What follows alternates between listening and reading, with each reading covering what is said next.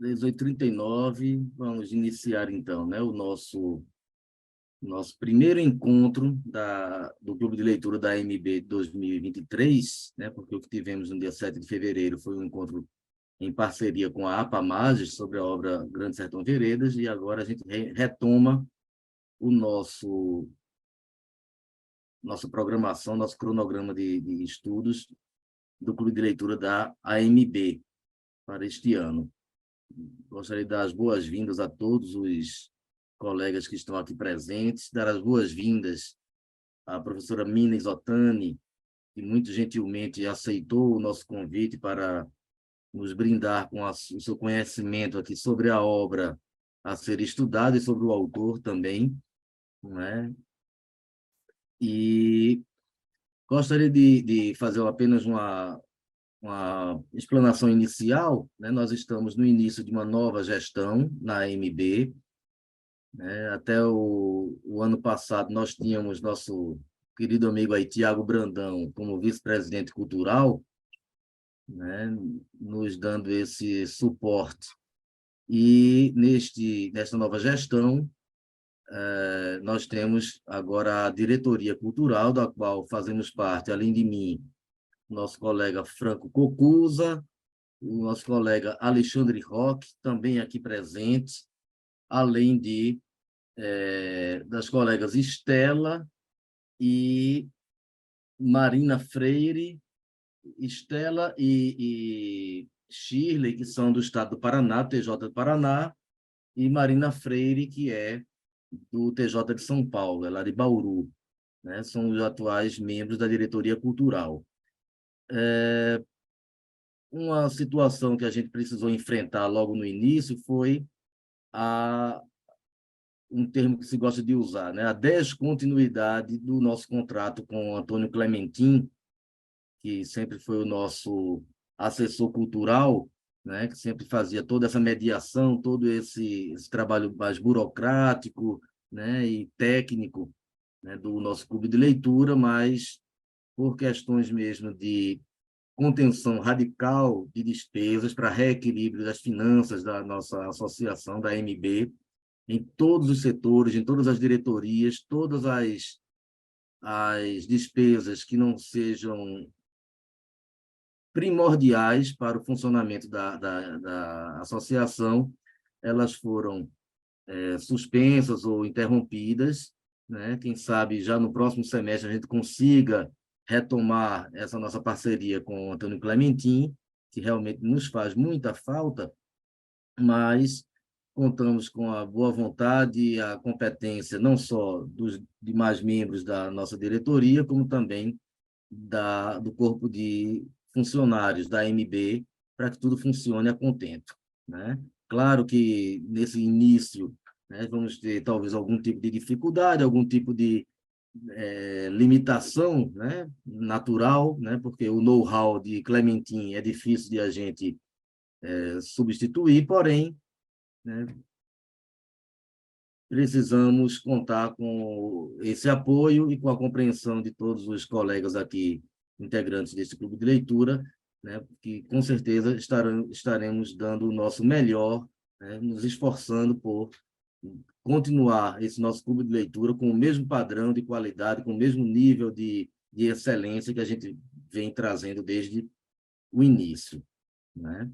Para o encontro desta noite, nós ainda vamos definir, assim que terminar esta reunião, este nosso encontro, vamos nos reunir, os membros da diretoria cultural, rapidamente, nós vamos fechar, definir os próximos livros, as próximas obras que serão estudadas no próximo trimestre, e vamos divulgar oportunamente, o mais rapidamente possível, para que todos possam já ir adquirindo essas obras e começar a lê-las.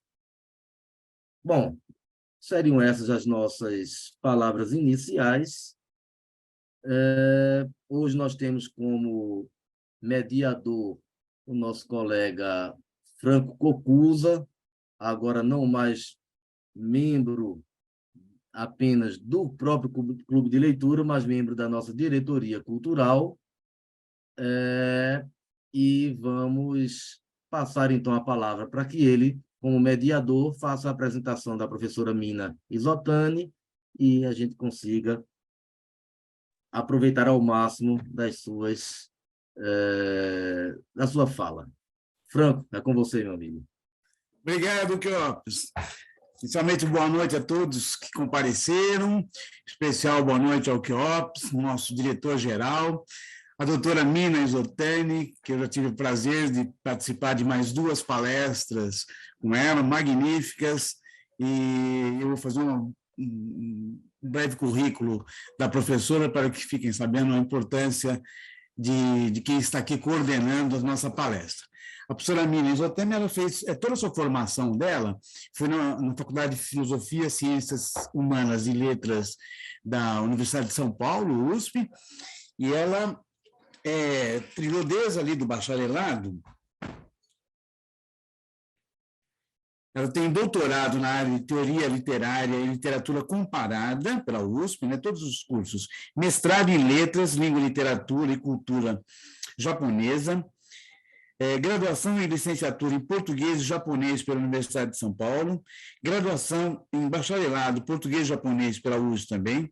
Atualmente é colaboradora da Universidade de São Paulo, professora adjunta na área de língua e literatura japonesa da Universidade Federal do Paraná, atuando principalmente nos temas literatura japonesa, representação do feminino, Revolução Meiji, aprendizagem colaborativa e metodologia de ensino. E ela também é autora do livro A Mulher na Literatura Japonesa. E é um grande prazer estar aqui na sua presença. Professor, nós vamos, como o nosso horário assim, ele é rigoroso, a senhora vai ficar com à disposição para falar tudo, eu vou anotando aqui eventuais questionamentos no chat e no final a gente abre para perguntas também, tá bom? Muito obrigado pelo comparecimento, doutora Mina. Fica com a palavra, fique à vontade. Primeiro, boa noite a todos. É um prazer estar aqui. Tive outras oportunidades de estar em outros grupos de leitura, e eu sempre falo que é um grande prazer e felicidade falar sobre a literatura japonesa com pessoas interessadas, que querem conhecer um pouco mais, querem aprender mais. Então, isso eu acho que dá energia para a gente, que às vezes o nosso trabalho com nossos alunos e um público muito restrito da pesquisa, e quando a gente consegue sair e consegue levar a literatura para mais pessoas, é um imenso, sim, é uma imensa felicidade mesmo. Então, eu agradeço o convite, e aqui, assim, esse livro eu indiquei em outro grupo justamente porque ele é um livro conciso, né? Mas é um livro que carrega tantas questões para quem quer conhecer o Japão, né? O Japão é aquele... e no mundo de Japão tradicional, entre a modernização e a tradição. Então, muitas pessoas, elas querem conhecer o Japão, pensam e nos perguntam assim, que livro você recomendaria para conhecer? Esse é um dos livros que eu sempre recomendo, primeiro porque o autor, ele é um autor célebre, é um autor que produziu muito no Japão e que ele até hoje ele é muito reconhecido em território japonês e internacionalmente. Então, é um bom livro para começar. Para quem nunca leu nada de literatura japonesa, é um ótimo livro para realmente começar. Então, já entrando aqui, o Tanizaki Junichiro é um dos nomes ali que representam a literatura moderna no Japão. É um dos grandes nomes. Ele tem uma produção muito extensa, desde o início do século passado até o seu falecimento. Então, e ele conseguiu trazer reconhecimento também para a literatura japonesa em sua época, internacionalmente.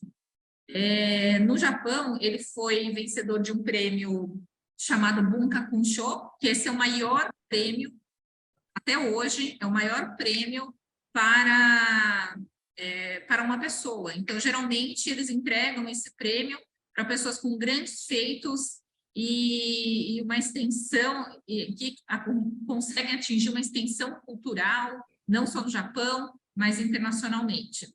E é sempre entregue pelo imperador. E ele tem como característica da narrativa dele a fluidez da narrativa. Vocês perceberam com certeza aqui que a leitura foi muito rápida. Vocês começaram, já acabou, né? Falou, nossa, mas será que não está faltando?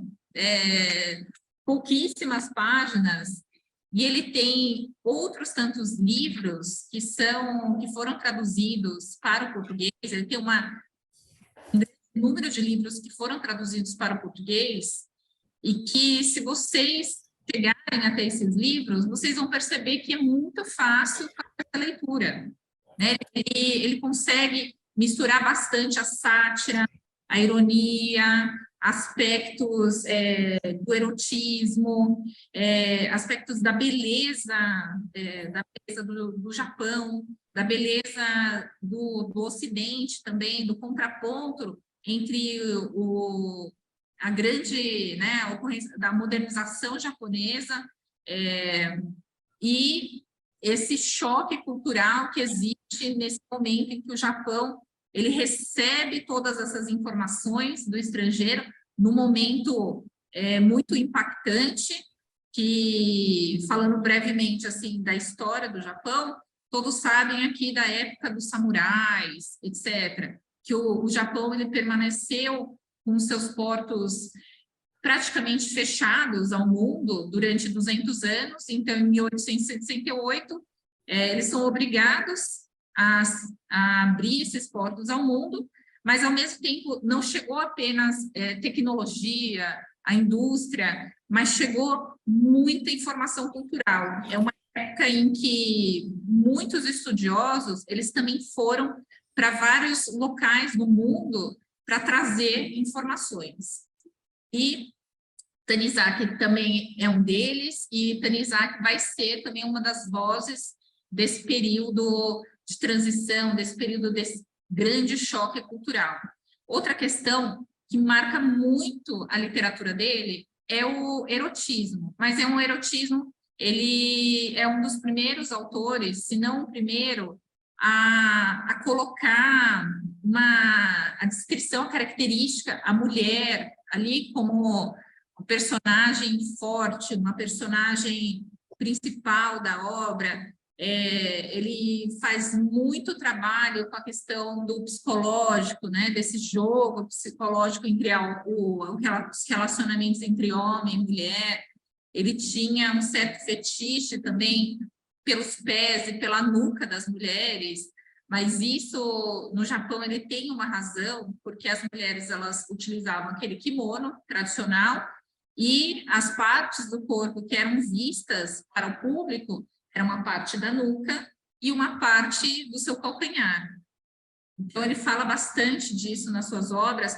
Quando vocês leem sobre uma mulher na obra dele, provavelmente esses pontos eles sempre serão bastante enfatizados.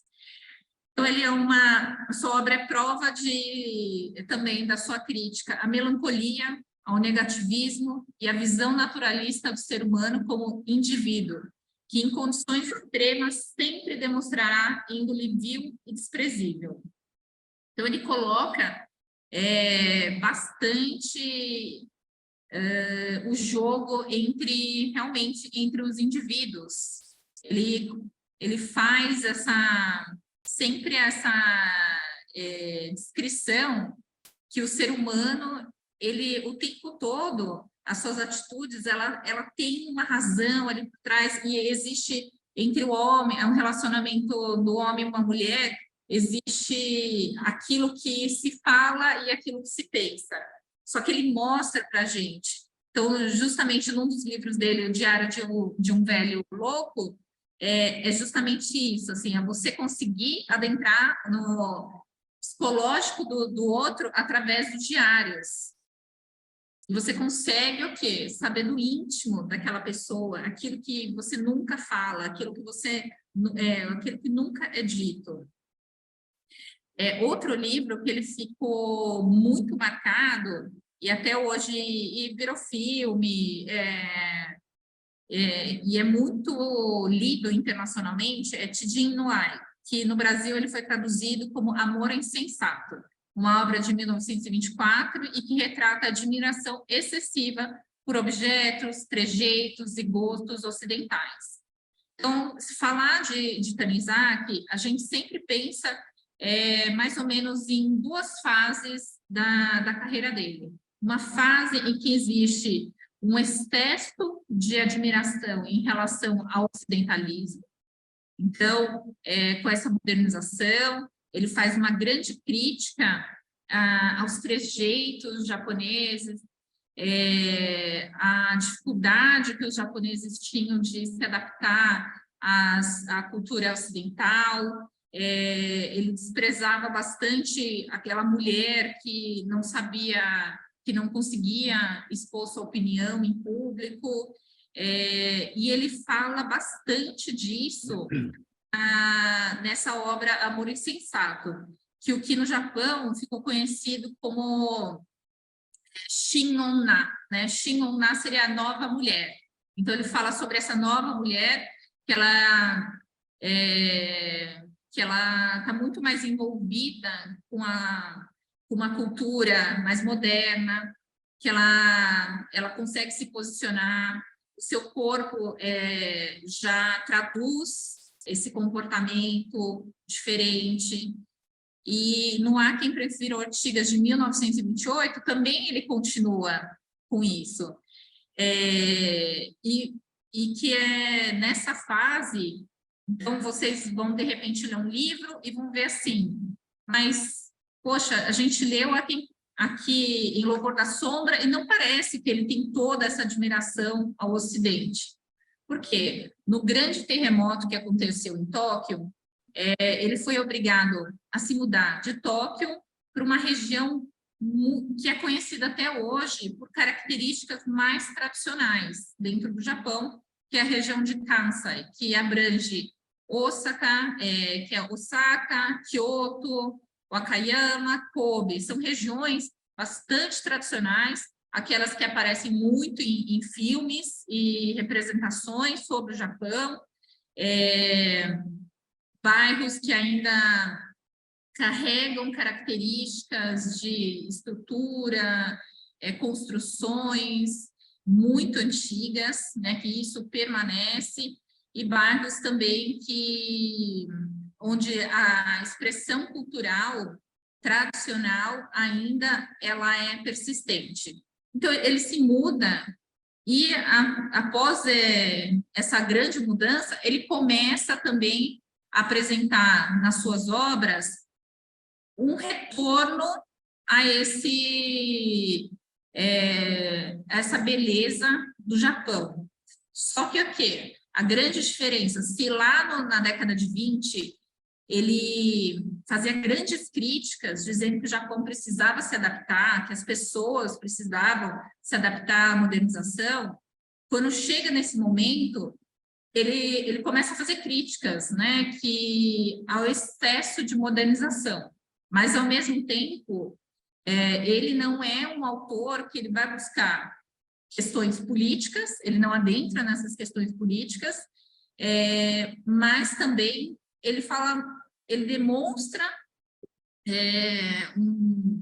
uma valorização para que o povo japonês ele consiga encontrar a identidade, que não é mais aquela tradicional, e também não é o retrato do Ocidente, né? Mas é a junção disso. E que seria o Japão novo? Era isso que as pessoas poderiam descobrir.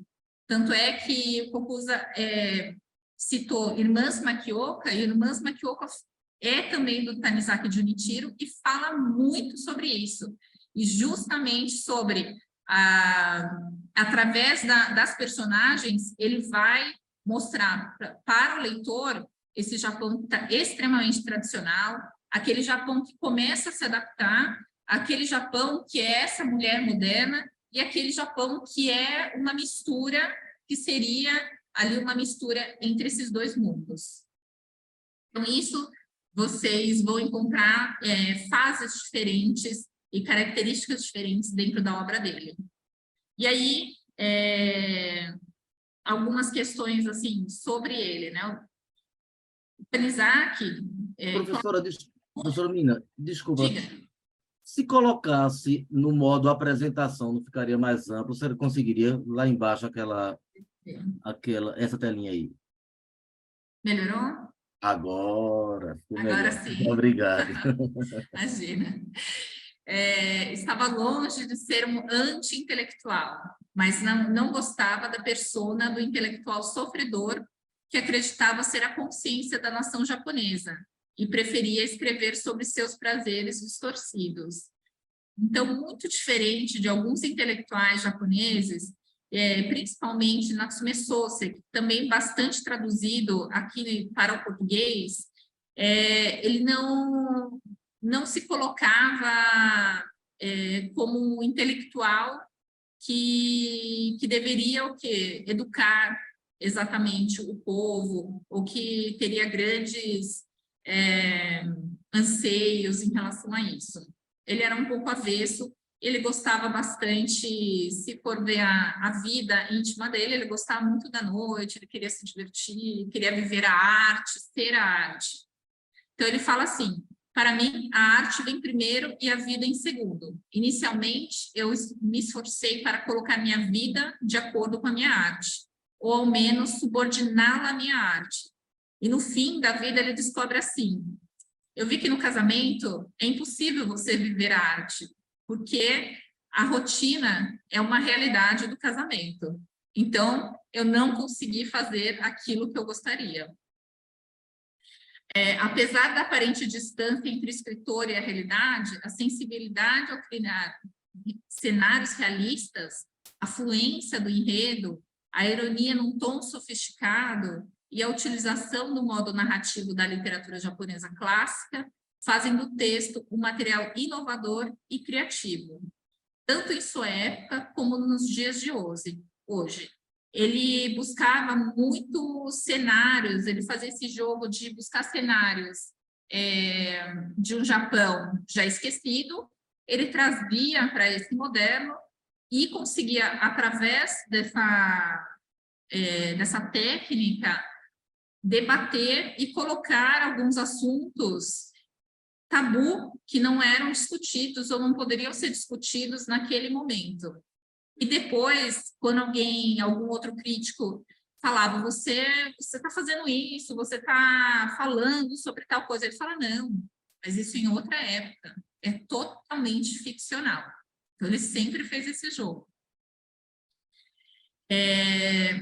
Então, esse Em Louvor da Sombra, apesar de ser um livro curtinho, escrito em 1933, já nessa segunda fase do Tanizaki, em que ele procura mais a beleza tradicional, tentando fazer essa junção com o que o Ocidente trouxe ao Japão. A gente consegue entender com profundidade algumas questões que talvez as pessoas, talvez todos vocês não tenham pensado sobre o Japão, mas com certeza perceberam ou tiveram algum estranhamento em relação à cultura japonesa. Então, o título original ele é Inye Rai-san, e tem uma comparação entre Oriente e Ocidente pelo ponto de vista da estética. Tanizaki também ele vai trabalhar muito a estética e a composição dos espaços mesmo, e como isso representa Ocidente e Oriente. O que seria o Ocidente? O Ocidente ele traz uma série de ferramentas, uma série de instrumentos que facilitaram a vida, mas que também interferiram na arquitetura japonesa, né? Que interferiram de tal modo que as casas precisaram ser completamente reconstruídas, né? E ele vai falar aqui com uma certa ironia em certos pontos, tanto em relação ao Oriente como ao Ocidente, mas ele vai se referir aqui várias vezes. Outra questão que tem nesse livro, e que isso sim é algo interessantíssimo da cultura japonesa, é a sombra, né? A penumbra versus ao culto à claridade como sinônimo de limpeza e de pureza.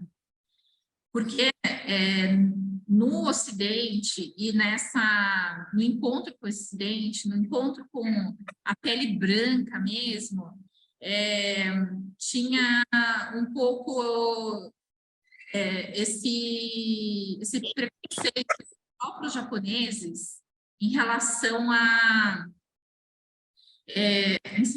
assim, à pele, o que é bonito, o que é considerado feio. E no Japão existe sempre aquilo que não é falado. Aquilo que não é dito é tão importante quanto aquilo que é dito. Isso é em qualquer ocasião, em qualquer espaço.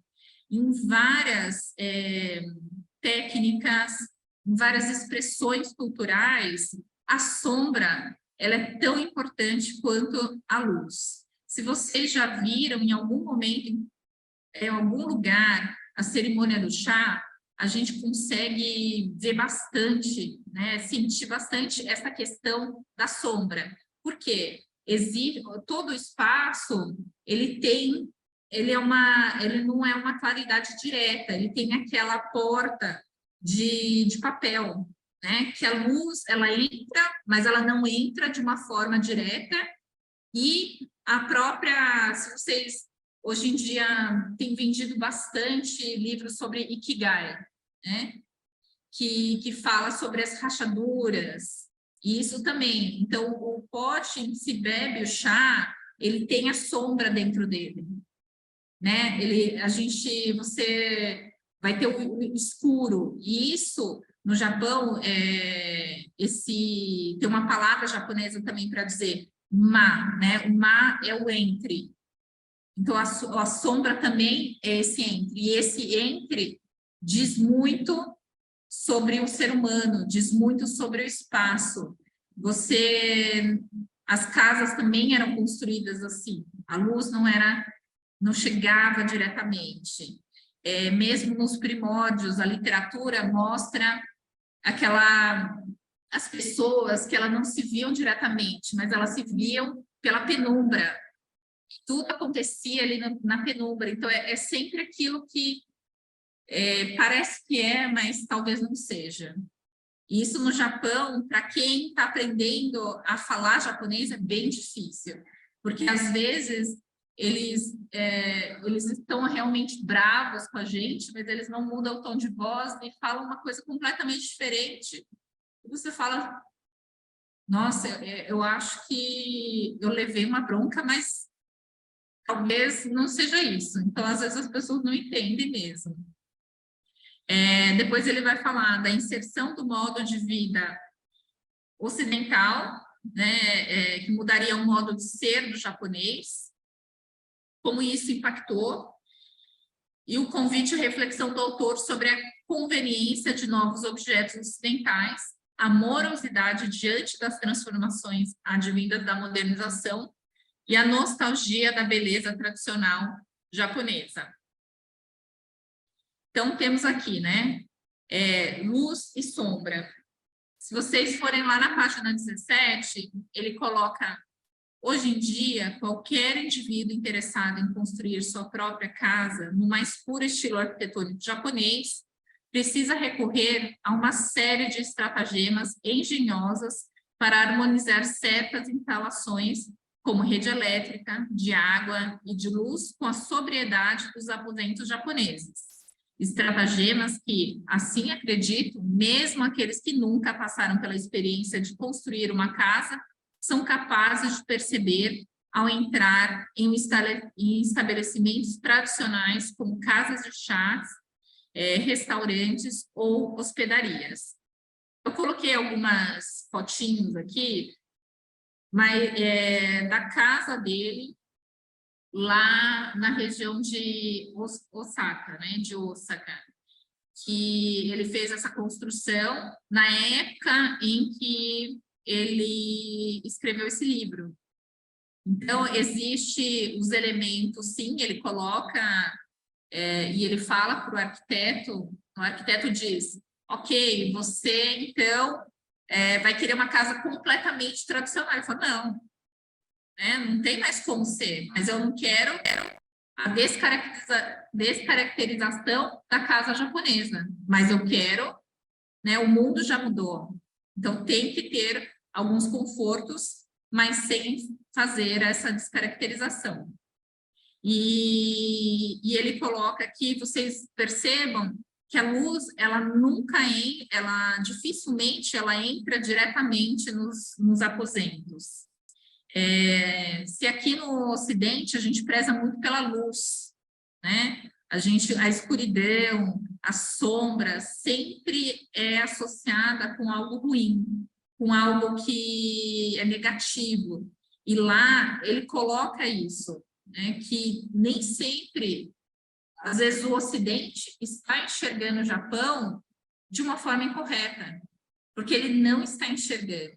Porque não é que não tem luz na casa, mas isso é porque você tem a sua intimidade, você tem aquele aposento específico que ele não precisa de toda essa luz direta, mas que ele precisa de uma luz indireta para dar o tom àquele momento.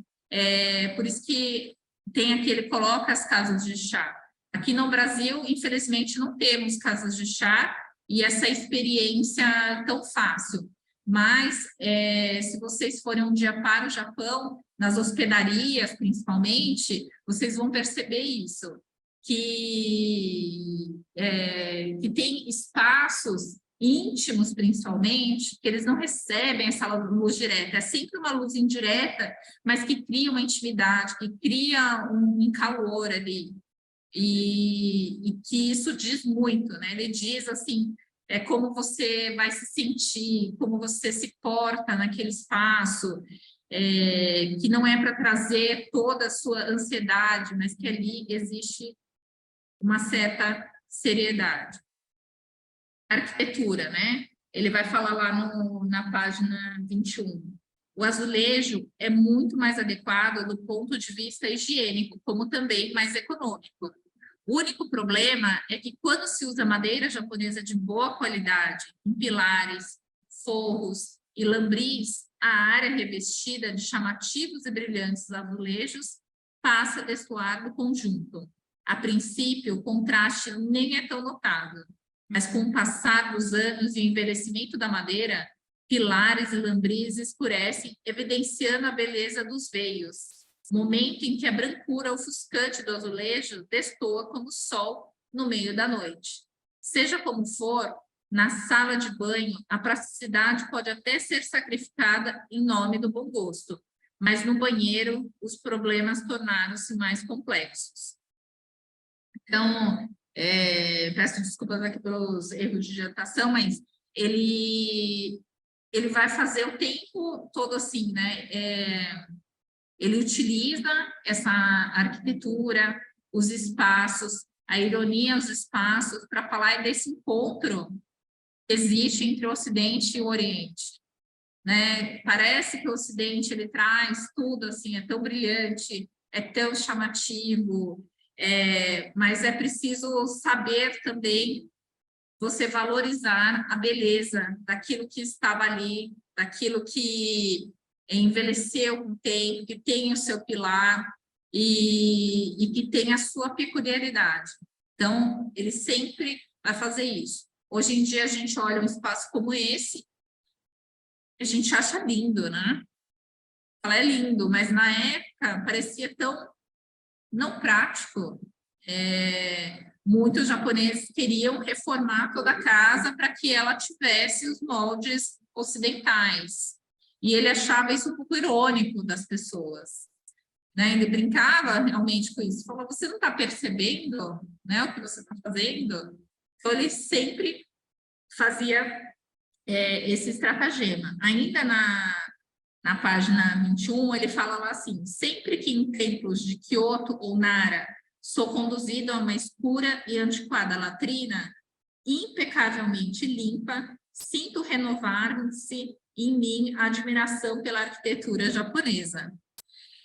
Como eu falei para vocês, ele sempre utiliza a sátira e a ironia. Então, de repente, ele está falando aqui sobre os azulejos, pelo complexo, né? Esses espaços considerados muito tradicionais, muito belos, e aí ele chama a nossa atenção e vai lá e fala da latrina, né?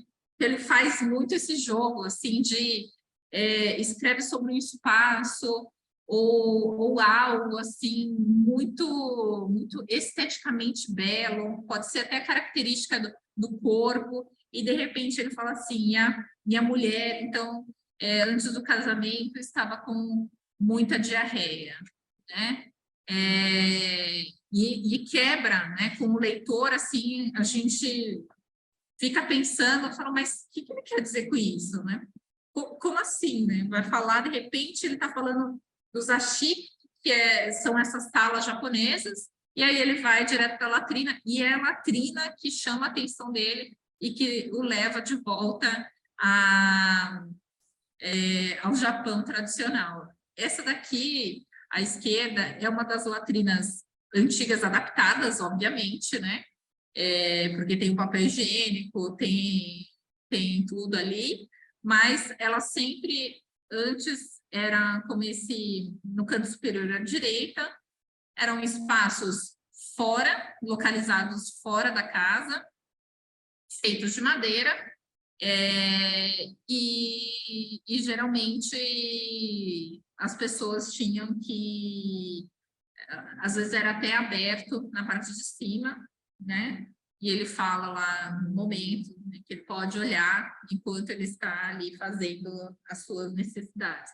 E tanto é que ele cita um pouco aqui depois o considerado na época o maior escritor, né? Então ele faz assim, segundo dizem, o escritor Soseki Natsume contava as idas matinais ao banheiro entre os prazeres de sua vida, e delas oferia êxtase fisiológico. E para experimentar tal êxtase, não há, em minha opinião, lugar mais adequado que uma latrina em estilo japonês, onde, cercado por sóbrias paredes de madeira, de requintado veio, pode-se contemplar tanto o céu azul como o verdejante frescor das plantas. Além disso, volto a dizer, é imprescindível que o ambiente seja sombrio e absolutamente limpo, e esteja imerso em silêncio tão profundo que torne audível até o fino zumbido de um pernilongo. Gosto de ouvir a chuva caindo mansamente enquanto estou em latrinas semelhantes, sobretudo as regiões de Kanto, providas de longas e estreitas aberturas similares às janelas ao resto do chão, possibilitam ouvir bem de perto o suave murmúrio da chuva que, gotejando de um beiral ou de folhas, lava a base da lanterna de pedra, umedece o musgo crescido em bordas de lajotas e quietamente desaparece terra dentro. Então, vocês veem, ele sai de uma descrição muito que a gente pode considerar esteticamente bonito do local, e ele vai fazer aqui toda uma narração também esteticamente bela, mas em relação à latrina. Então, ele vai brincar com leitoria, ele consegue falar sobre esse momento da latrina de uma forma muito, muito especial, né? Que, para aqueles que leem pela primeira vez, Tanizaki fala, nossa, meus alunos, eles chegam e falam, gente, mas ele falou sobre banheiro. Por que ele está falando sobre o banheiro, sobre fazer suas necessidades matinais? Então, ele utiliza ainda o nome da época, maior nome da literatura japonesa na época, para falar sobre esse espaço, né? Sobre sobre a latrina em si. Aí ele coloca lá, comparada à atitude ocidental de ver a latrina como algo deletério, impróprio, até para ser citado em público, a nossa é mais sábia. Compreender o substrato do requinte, e se algum defeito tem de existir, o único, a meu ver, é o da localização, situada em ponto distante do corpo da casa. Seu uso no meio da noite pode ser desconfortável, principalmente no rigor do inverno, quando se arrisca a pegar um resfriado. Então, e aí ele faz justamente esse jogo de novo, entre o tradicional, o moderno e o tradicional. E coloca que existe toda uma ironia em relação assim, aquilo que é japonês, ele é perfeitamente funcional, ele tem a sua beleza nesses entres, né? Mas também ele acaba se esquecendo das mudanças no seu rigor, né? Então ele coloca aqui no rigor do inverno, né? Quando se arrisca a pegar um resfriado. Ele também faz uma ironia ao Japão, né? Nesse grande rigor japonês. E utilizando sempre a latrina. E se alguém dissesse para ele, como disseram na época, você estava falando sobre o Japão, ele vai falar, jamais. Estava falando apenas da latrina. Né? A arte também, né? E vocês, o quê? Através aqui da estética ainda representada por obras artísticas, o Tanizaki ele vai continuar esse passeio entre Ocidente e Oriente, colocando seus contrapontos, mostrando a beleza que existe no Oriente, que ela não é explícita, e que às vezes o explícito não é o mais belo, mas também colocando que às vezes esse engessamento ele pode não ser muito prático para o Japão. Né? Nós temos aqui na página 34, ele vai falar do Wan, né? Isso todo mundo já viu, todo mundo já tomou misoshiro em algum lugar, e ele coloca assim, toda vez que com o ar de caldo quente diante de mim, sinto entranhar-se em meus ouvidos seu característico zumbido de inseto a voar distante e antecipo os sabores que logo provarei. Tenho a impressão de que vou entrar em transe. O fenômeno deve se assemelhar ao êxtase transcendental experimentado por um mestre de chá que ouve a água ferver e imagina o vento percorrendo a copa dos pinheiros no alto de uma montanha. Um dos grandes estudiosos da literatura japonesa, chama Donald King, e ele fala assim, lá em 1969, elege em sua obra 4 elementos que permeiam as expressões artísticas japonesas, sendo elas a simplicidade, a irregularidade, a sugestão e a perecibilidade. Enquanto a simplicidade se apresenta consubstanciada na utilização econômica de meios para se atingir determinado resultado e na manutenção dos objetos em seu estado natural ou original, a perecibilidade consistiria no desgaste natural dos objetos, na inevitabilidade da morte para todo ser humano e na impermanência dos estados da natureza. Isso seria refletido naturalmente nas noções estéticas referentes à produção, consumo e manutenção de artigos. Então, sempre isso, a simplicidade, irregularidade, a sugestão e a perecibilidade. Como eu citei no início, o Ikigai, que se fala muito agora no Ocidente, ele trata exatamente disso. E quando ele utiliza aqui o Wan feito de cerâmica, ele nunca é o mesmo. Né? Quando ele é feito à mão, tingido e coloca-se ali no forno, ele nunca sai com a mesma cor, ele nunca sai com as mesmas imperfeições. Então, ele diz que isso é a beleza. né? É a simplicidade dos objetos, de você poder sentir esse objeto, e no Japão isso é muito importante, a natureza e o objeto.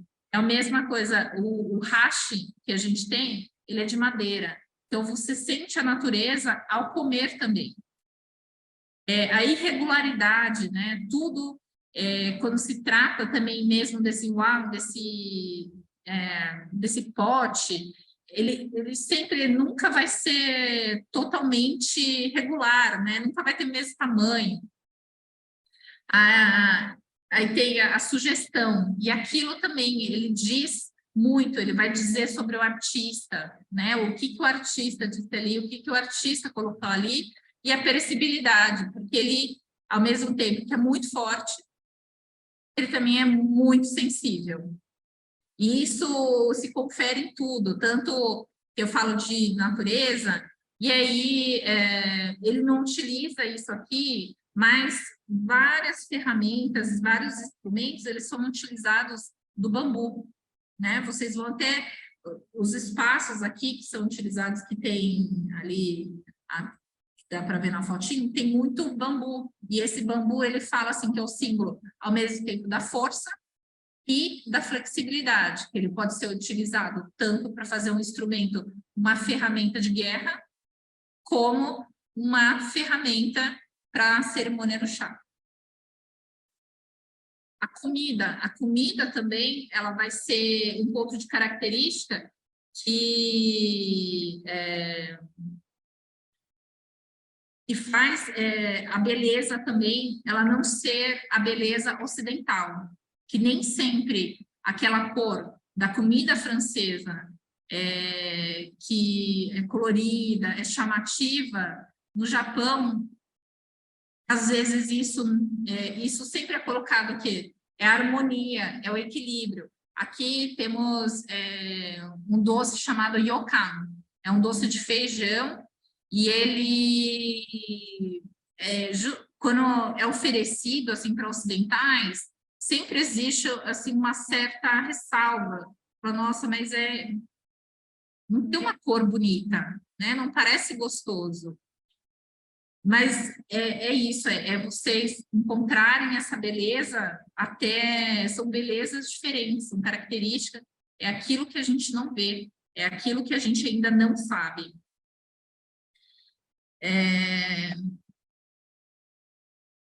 Ele coloca lá na página 37, assim, continuando sobre a estética, a beleza japonesa. Mas como a beleza sempre se desenvolve em meio à realidade do nosso cotidiano, nossos antepassados, obrigados a habitar aposentos escuros, descobriram beleza nas sombras. E com o tempo, aprenderam a usar as sombras para favorecer o belo. Realmente, a beleza do aposento japonês é apenas gradação de sombras. Nada mais, nada menos. Né? É tudo aquilo que, de fato, não é dito. Então, neste livro, ele faz bastante este contraponto, que é o Japão, que é o Oriente, a sombra, a tradição. Em contraponto com o Ocidente, que ele coloca muito ali em objetos, em espaços, em comida, sempre precisa ser ligado à luz, à modernização, à tecnologia, à eficiência dos instrumentos. E com isso, existe este questionamento que está aqui embaixo, que ele vai falar assim, do nacionalismo, ele emprega esse nacionalismo japonês que era crescente nessa época de 1933, por conta do militarismo, por conta da Primeira Guerra Mundial, a nostalgia que se vivia de épocas áureas, ali antes, na época dos samurais, e coloca lá a penumbra como a naturalidade, como algo, uma vivência interna de todos os japoneses. Em contraponto com a inconveniência e a suposta pureza que é vista pelos ocidentais, né? Esse negativo, o pensamento negativo em relação ao Japão pelos ocidentais e principalmente pelos próprios japoneses. E tudo aquilo, a arquitetura era inconveniente e teriam que buscar ali a luz ao invés das sombras. Aí coloca lá o que seria, né, uma ironia, especialmente problemática, mostrou-se a esquematização do sistema de aquecimento. Nenhuma estufa que se preze tem formato adaptável e um zashi japonês, que é uma sala japonesa. A alimentação a gás, por exemplo, além do inconveniente de rufir, quando acesa, precisa ser complementada com chaminé, sem a qual quase certamente provocará enxaqueca aos usuários. Então, tem assim uma referência que diz: o louvor à sombra, mais do que uma predileção abordada em um ensaio estético, é a temática, o fio condutor de várias obras de Tanizaki, que dialogam com as questões inconscientes do ser humano. Sem julgar, Tanizaki foi um escritor que abraçou a sombra em sua totalidade, sobretudo acolhendo através de personagens que, em momentos decisivos, deixavam a sua própria escuridão sobrepujar a máscara, tornando-as não em heróis, mas em pessoas tão humanas quanto possíveis. Porque existe, através dessa ironia, através dessa sátira, ele conseguia sair de um pedestal da época de escritores, grandes escritores e intelectuais japoneses, para justamente ironizar a si próprio, né? de se colocar ali, que a mente humana ela é mais complexa, ela é invejosa, ela é ciumenta, ela é ardilosa. Então, ele coloca tudo isso na sua literatura, mas sempre de uma forma muito bela, né? Esteticamente, ele é um dos grandes escritores da literatura japonesa. E ele justamente ele vai fazendo esse contraponto para falar tanto para os ocidentais quanto para os orientais.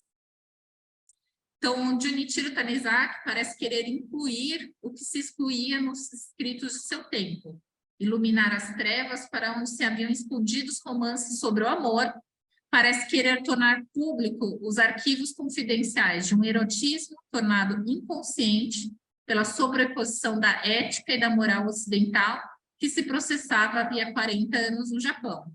Então, é isso que eu tenho falado, tentei repassar aqui. Ele faz esse jogo tanto de um lado, quanto para mostrar aos ocidentais que o Japão não era o que eles estavam pensando, e para os japoneses que tanto o Ocidente como o Japão que eles imaginavam também não era o que se esperava ou o que se deveria esperar. Consegui terminar aqui, corri aqui um pouco para a gente conseguir discutir, porque é sempre interessante pelas perguntas vocês conseguirem entender mais sobre o texto, mais sobre o autor e principalmente mais sobre a cultura japonesa, né, que traz curiosidade, mas reforçando. Ele faz, em toda a sua literatura, ele tem esse jogo de querer colocar o ser humano ali, de fato, assim, despir o ser humano. Fala assim, não existe perfeição no japonês, não existe a perfeição do ocidental. Então, o que existe? Existe um jogo de pessoas, de identidades, de vontades e desejos. Pode, Antônio? Professora Mina, antes de passar para as perguntas, como moderadora aqui, eu queria parabenizar pela sua palestra maravilhosa, uma delícia de palestra. E vou fazer a primeira pergunta aqui, que me deixou assim, pensando muito, porque o livro está completando 90 anos agora, né? Olha só, então nós estamos lendo 90 anos atrás. E o Tanizaki, ele termina o livro 33, ele nasceu em 1886, ou seja, ele tinha 47 anos. E no finalzinho do livro, antes dele dar aquela receita maravilhosa de sushi, que eu já fotografei e passei para o meu filho, já dá um jeito de fazer aqui em casa, para a gente experimentar, o Tanizaki, ele com 47 anos, ele se inclui entre um idoso que já está assim, desesperado, que não está mais conseguindo viver numa Tóquio com as modificações ocidentais, semáforo, veículos, isso e aquilo, né? Já falando que para quem quiser ou tem que ir para o campo ou procurar algumas cidades tradicionais como Kyoto, Osaka e tantas outras tal, né? Mas é isso que eu queria achar interessante, que eu já falar assim, como é que funcionava dele se achar idoso com 47 anos e, assim, falar um pouquinho sobre isso, assim. É que na época também, os 47 anos eram considerados, assim, ele já estava numa outra fase, uma fase madura, né? Numa fase em que, principalmente nessa década de 10, década de 20 do século passado, boa parte dos intelectuais, eles cometeram suicídio. Isso, eu ia tocar nesse assunto agora. Com 30 a 40 anos, porque existia esse negativismo em relação à ocidentalização. Né? Falava-se muito de a falta de identidade do ser, do indivíduo japonês. E o Tanizaki, ele passa longe disso. Ele nunca teve questão alguma em relação à sua própria identidade. Ele sempre ironizou muito outros, por isso que ele cita aqui o Natsume Soseki, ele cita justamente para falar assim, você não está enxergando ainda, né? Não está conseguindo enxergar que agora somos outros, não somos nós do passado, não somos nós que imaginamos ser, mas temos que ser um nós misturados daqui para frente. A ocidentalização veio e ela não vai mais embora. Mas a gente tem que saber quem realmente somos e apreciar a beleza que temos. Professora, eu vou fazer mais uma perguntinha para a senhora, para o seguinte, a gente percebe que os escritores japoneses, eles viveram bastante, né? Em comparação com os outros escritores ocidentais, viveram bastante. E aí, alguns deles, por exemplo, o Yukio Mishima, com 40 e poucos anos, ele terminou aquela quadrilogia que eu tive a oportunidade de ler. Aliás, eu comecei a minha literatura japonesa pela quadrilogia do Mishima. Muito legal. Para quem não sabe, ele termina o 4º volume em 1970, e a hora que ele termina, escreveu, são 4 volumes que ele analisa o século, do final do século XIX para o século XX, a transformação da cultura japonesa tradicional oriental até a influência da juventude ocidental, porque você vai ter o japonês canalha, safado, picareta, não é verdade? E aí, quando ele termina o 4º volume, ele reúne os seguidores dele, entra no quartel e ele pratica o sucupê, ou como a gente chama de harakiri, na frente em público de todo mundo, com a edição do 4. É um louco total, né? Mas aí a gente vai para um outro extremo, então a gente pega o Kawabata, que foi prêmio Nobel em 1968, e que praticou o suicídio com 78 anos de idade. Então, eu queria aproveitar a oportunidade para, assim, como é que assim, a cultura japonesa entende essa situação do suicídio, de tirar a própria vida, de dar, por exemplo, eu que mando na minha vida, alguma coisa mais ou menos assim.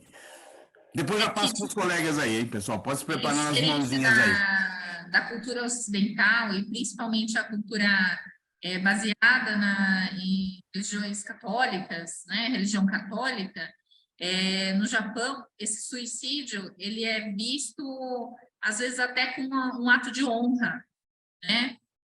Isso ficou bastante marcado entre os samurais, porque quando um clã perdia, muitas vezes o outro clã ele cometia esse seppuku, né? Esse harakiri, que é o de cortar a barriga, mas era todo um processo. Então, era a pessoa ela se colocar ali naquele momento e falar assim, eu aceito esta derrota e por honra a todas as pessoas que esperavam a minha vitória, eu vou tirar minha vida. Então, nem sempre ela veio carregada por uma ideia uma ideia negativa, né? Então, às vezes, e o Mikio Mishima, ele realmente ele fez isso, né? Ele refez toda uma cerimônia e falou assim, nos últimos 2 anos de vida dele, esse autor japonês, ele era também fisiculturista, então ele tinha muito culto ao corpo, e ele trabalhou muito o corpo e dizia assim, não importa o restante da vida, mas importa o que você vai deixar aqui, neste momento. Então, durante esses 2 anos, ele fez isso e falou assim, eu vou escolher como vamos morrer, né? Então, não é porque ele chegou de uma depressão, alguma coisa assim, mas eu vou escolher como eu vou morrer, eu tenho este direito. E aí o corpo dele, naquele momento, era o mais belo possível, uma cena, né, na cabeça dele linda e maravilhosa. No caso do Kawabata, na época em que ele cometeu suicídio, ele descobriu que ele estava com uma doença e ele já... ele perderia, assim, as suas... uma doença neurológica, então ele não conseguiria mais produzir ou ser a pessoa que ele acreditava que ele era. Então, ele terminou a vida naquele momento, decidindo a forma como e exata a hora que ele ia terminar. Então, isso acontece bastante. Como na guerra também, a gente conhece as palavras, né? Kamikaze, né? Que kami é Deus e kaze é vento, né? Então, é vento dos deuses, que vários pilotos japoneses se jogaram os aviões e tudo mais, como forma de honrar o seu país. Né? E isso o Japão ele tem trabalhado até hoje, psicologicamente, com as crianças, principalmente, e com os adultos, para eles não cometerem suicídio, para não dar trabalho para a família, então, isso é um trabalho constante que é feito até hoje. Muito obrigado, professora. Agora vou abrir para as perguntas. O Antônio Carlos, eu tinha anotado aqui uma pergunta dele, mas como ele levantou a mãozinha, já fala ao vivo. Se quiser abrir a câmera também, a gente vai poder ver o sorriso do Antônio Carlos. Está com a palavra, Antônio Carlos. Muito obrigado, meu caro Zuco. É um prazer, é uma honra estar diante da minha ignorância. Eu estou vivendo na ignorância, porque aqui passaram pela minha cabeça coisas terríveis. Quando se fala em sombra, eu não posso deixar de pensar em Platão e nos seus mitos, porque aqueles que viviam, o que pensavam ser a realidade, eles viviam na sombra. E aquele que atingiu o sol e viu a luz do sol e viu a realidade, ele toma uma atitude surpreendente, que é retornar à sombra para falar sobre a realidade. Este é o primeiro ponto analógico entre o que se passou 400 anos antes de Cristo e o que veio depois. E não posso deixar de... A maior curiosidade que eu tenho é a obra do Oshima, que é o Império dos Sentidos. O Império dos Sentidos eu já assisti a esse filme umas 3 ou 4 vezes e vejo como nós nos enganamos, como nós não somos nós mesmos. E a linda Mina Izotami, que é um planejamento divino de beleza e inteligência, me deixou poeticamente embevecido.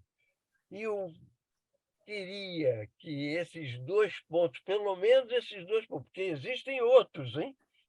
Eu queria até, se me fosse possível, que me pusesse os caracteres nipônicos que estavam no início. Eu comecei a copiá-los, mas não deu tempo, porque, inclusive, eu não descobri se estavam... porque não estavam na forma vertical, e sim na forma horizontal. Mas eu não sei se eram da direita para a esquerda, eu fiquei aqui louco, querendo saber como é que eu ia falar o amor insensato, Tino Ai, sem cometer erros. Então, vejam, o que eu proponho, eu comecei com isto, é dizer da minha profunda ignorância e santificada ignorância. E aparece vamos voltar para o catolicismo, aparece uma Maria que é cheia de compreensão, cheia de calma, de tranquilidade, aquela tranquilidade japonesa de quem comete o kamikaze com honra. E prometo que não vou falar mais, meu caro Franco Workusa. Agora mesmo, pouco tempo, Alain Delon se internou numa clínica suíça para a eutanásia, o que já tinha feito Godard e o que já tinham feito outros. Quando é que nós vamos sentir a inutilidade da vida? Por que sofrer? Por que sofrer se eu posso parar com tudo? Mas aí, meu caro Franco, minha linda Mina, meu Queops, que isso me faz lembrar de Quefrem Biquerinos, porque eu sou etíope. Bom, mas isso é uma outra história, é uma outra mentira que eu invento, como eu não sou apenas desembargador. Aliás, eu não sou apenas nada. Diante deste conjunto de dúvidas, de perplexidades, eu quero saber se eu fui ao encontro da obra ou se eu me afastei dela tão completamente que será inútil tentar me aprofundar. Muito obrigado, desculpem estas reflexões feitas ao ar, assim, e se puderem colocar, por favor, o nome da obra, que é o amor insensato, nos caracteres nipônicos, eu agradeceria imensamente, porque eu, quando coloco isso, eu meço a mais absoluta ignorância. Muito obrigado. Obrigada pelas palavras. E para tentar responder, com certeza foi um encontro com o texto, e que na página 39 ele coloca assim: o aposento japonês é comparável a uma pintura monocromática a sumi, em que os painéis shoji correspondem à tonalidade mais clara e o nicho tokonoma a mais escura. Ver um desses nichos, um zashiki, executado com bom gosto, faz-me sempre admirar a capacidade dos japoneses de compreender o mistério das sombras e usar o claro e escuro com propriedade e engenho. Então, citando o Mishima, que é assim, são as máscaras, né? Todos nós vivemos com muitas máscaras, e às vezes a gente não enxerga aquela que realmente carregamos. E o Tanizaki vai falar realmente muito sobre isso. Tentar chamar a atenção desse leitor através de uma escrita muito fluida, de uma narrativa interessante, de colocar movimentos e elementos irônicos o tempo todo para realmente nos colocar numa posição desconfortável a ponto de dizer com quem ele está falando. E se você se identificou, é porque está falando contigo.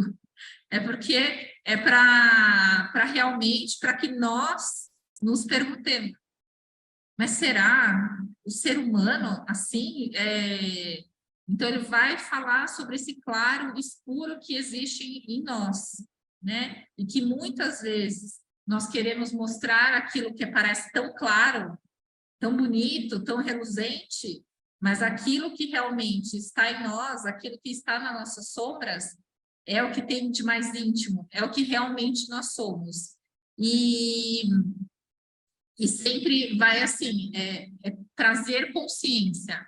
Então, que você, ser humano, que você, indivíduo, tenha consciência do espaço que você ocupa, tenha consciência daquilo que você carrega. E em relação à escrita, hoje em dia podemos escrever na horizontal. Quando se escreve, mesmo um caderno, geralmente quando se escreve uma carta ou algum documento, se escreve ainda na vertical, mas também da esquerda para a direita. Então, os livros todos são da esquerda para a direita, e os livros, sim, eles são todos, nem todos são na horizontal. Hoje em dia, a leitura também eles fazem na vertical, mas o livro começa do contrário ao nosso aqui. Muito, com a promessa, meu caro Concusa, de que eu não vou falar mais, eu só vou deixar uma observação. Veja que o encontro com a cultura grega é de tal forma forte que o nosso professor Franco falou em máscara, que é persona grega, que é exatamente aquilo que a gente não conhece de nós mesmos. E esses autores japoneses, eles me matam de vergonha, porque eu li sobre os kamikazes e a honra, a tentativa de reestruturação da honra com o harakiri é realmente algo sensacional, que vai ao mas ao encontro do que fez Godard, que já fez, e o que está tentando fazer Alain Delon, pondo fim à vida, com um erro crasso, no meu entender. O que há depois da vida? Alguém há de perguntar, o que há depois da vida? Alguém pode me responder? O que há depois da vida? Alguém, por um acaso, viu ou ouviu falar no fogo fato, que é exatamente a liberação da energia dos corpos que estão lá embaixo da terra, mas eles se comunicam e fazem aquele rastreio de fogo chamado fogo fato. Eu prometo não ir adiante, porque nós teríamos que ter anos de palestra, e isso está sendo uma delícia maravilhosa, que está me salvando, inclusive, de um possível harakiri. Eu sou um kamikaze arrependido. Antônio Carlos, no nosso grupo de debate eu coloquei a capa e coloquei ali as orelhinhas de algumas obras do Tanizaki, bem interessantes. Uma delas, O Diário de um Velho Louco, tem duas passagens importantes com relação a esse livro, porque tem uma sala de banho que fica ao lado do quarto dele e que ele é apaixonado pela Nora, e a Nora fica tomando banho na sala de banho ao lado do quarto dele, isso é uma passagem ótima. E nesse mesmo livro tem uma coisa interessante também, que ele vai com a Nora para a cidade de Kyoto para procurar um lugar para ser enterrado, ele estava comprando um túmulo de tal situação, porque ele não aguentava mais Tóquio. Eu preciso ir embora para algum lugar japonês, não posso passar minha eternidade aqui em Tóquio com essa ocidentalização. Agora vou passar a palavra para Maria Fernanda, que se quiser abrir a câmera para nos brindar com o seu sorriso, fique à vontade, Fernanda. Obrigada, Franco. Eu vou abrir depois que fizer pergunta, porque eu garanto que não vai ter ruído, pode ser? Então, primeiramente, boa noite, claro, professora Mina, Isotani e colegas. Como de costume, serei eu que vou fazer a colocação.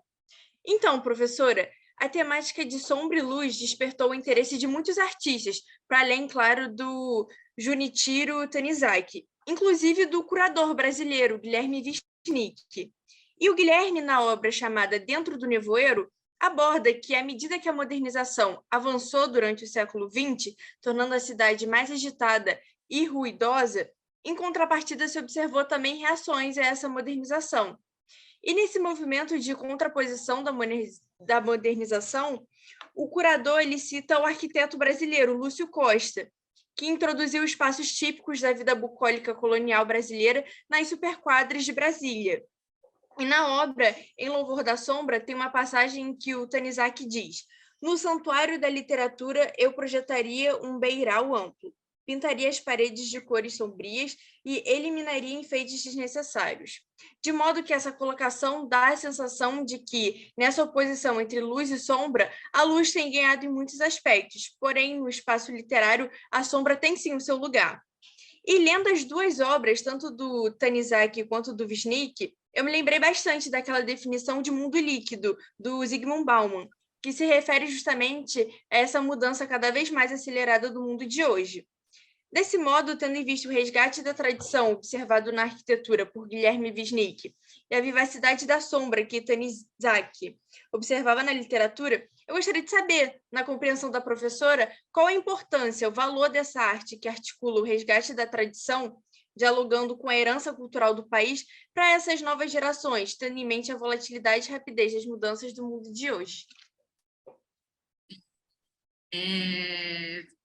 Maria Fernanda, é interessantíssimo o que você levantou em relação à luz e à sombra, porque, de fato, para a geração atual, existe um grande debate em o que é este Japão tradicional, o que é você considerar o belo dentro dessas sombras. Eles vivem isso de uma forma intrínseca de modo que eles não conseguem, boa parte dos jovens, eles não conseguem identificar que esse não falar, aquilo não dito, aquele não compreendido, é ainda considerado essa sombra, né? Essa máscara, mas eles vivem isso no dia a dia. A cultura japonesa, os espaços, a estrutura, os aspectos, as leis, elas ainda vivem isso.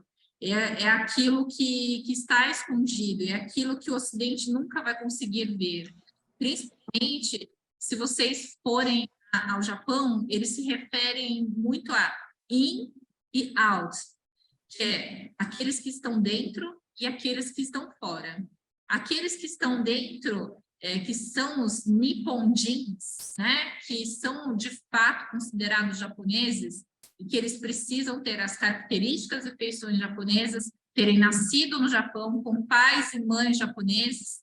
Eu já não sou mais, né? Eles dizem assim: você nunca entenderá quem somos, porque aquilo que somos está nas entrelinhas, está nas sombras, está naquilo que nós não dizemos e nunca diremos para aqueles que estão fora. Então, vocês nunca vão nos entender.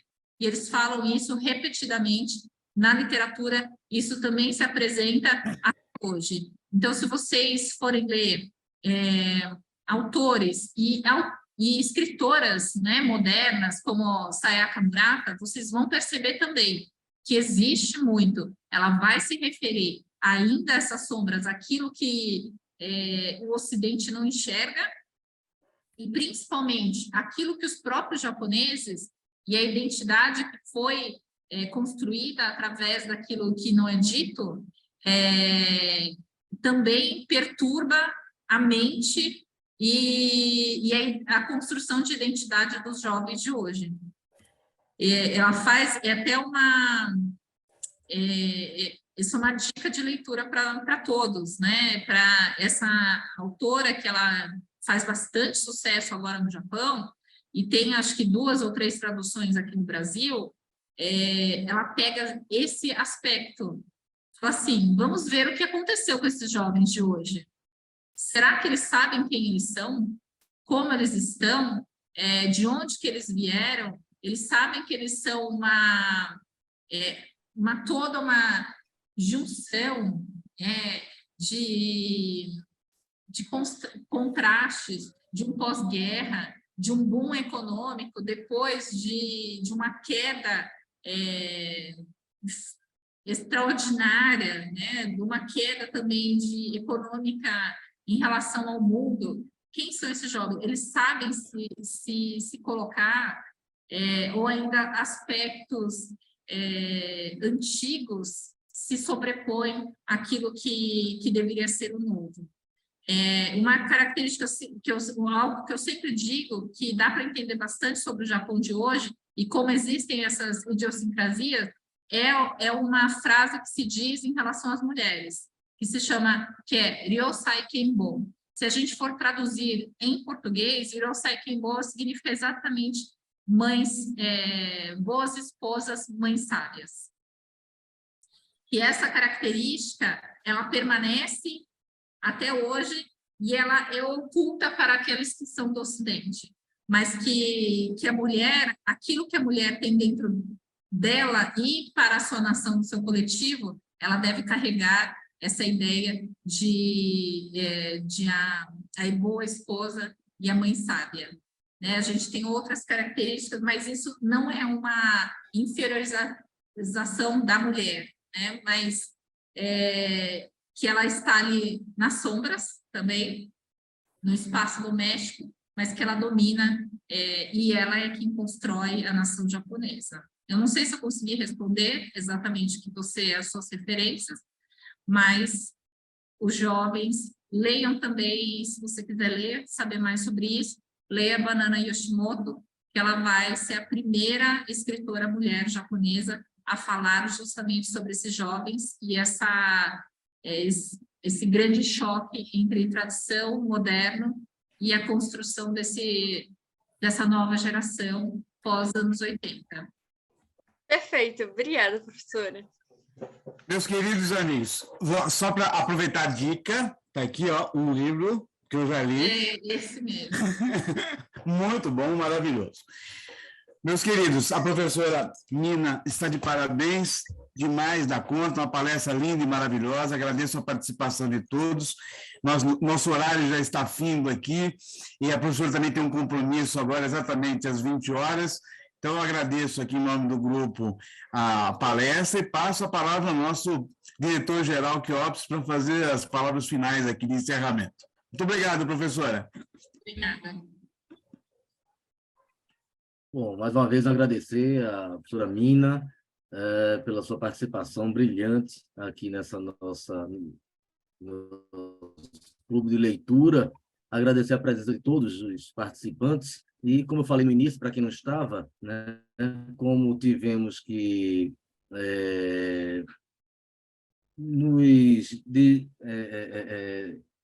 o nosso querido Antônio Clementin, né, não foi recontratado na atual gestão, nós estamos ainda trabalhando para um reequilíbrio financeiro para que isso venha a acontecer no mais tardar no segundo semestre, então nós ainda não fechamos a programação do próximo trimestre. Nós vamos nos reunir logo em seguida a este encontro, né, os membros da diretoria que estão presentes, para fazer essa definição. E tão logo tenhamos essa informação, nós passaremos no grupo para que todos já possam adquirir as obras e começar a lê-las. Agradecer imensamente, também ao Franco Cruz aí pela condução aí do nosso encontro, e com certeza nós teremos nos próximos meses outras grandes obras, outros grandes palestrantes para que a gente possa enriquecer ainda mais a nossa alma. Bom, acho que por hoje nós ficamos por aqui, e peço apenas que os membros da diretoria permaneçam na sala para que a gente possa se reunir logo em seguida. Um grande abraço a todos. Não sei se Paula vai tirar uma fotografia agora. Fotografia, Paula? Eu já ia falar aqui que eu ia tirar a fotografia. Quem puder, por favor, abrir as câmeras. Abrir a câmera para sair na tela aí para a Isso. divulgação aí da comunicação da AMB. Só um instantinho aqui que o pessoal está abrindo as câmeras. E quem tiver alguma dúvida, pode me enviar e-mail que eu respondo. Ótimo, Lina. Vamos lá, gente? 1, 2, 3 e... Espera aí, a primeira foto.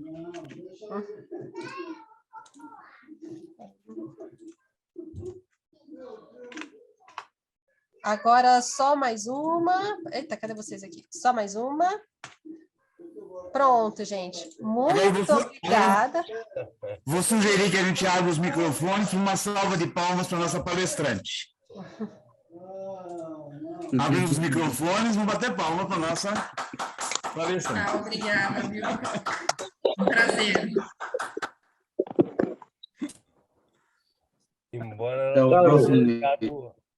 Desculpe, Queops, embora ela tivesse ficado me devendo o nome em japonês, porque eu fiquei um pouco sem saber de que lado que eu começava a ver no meu dicionário.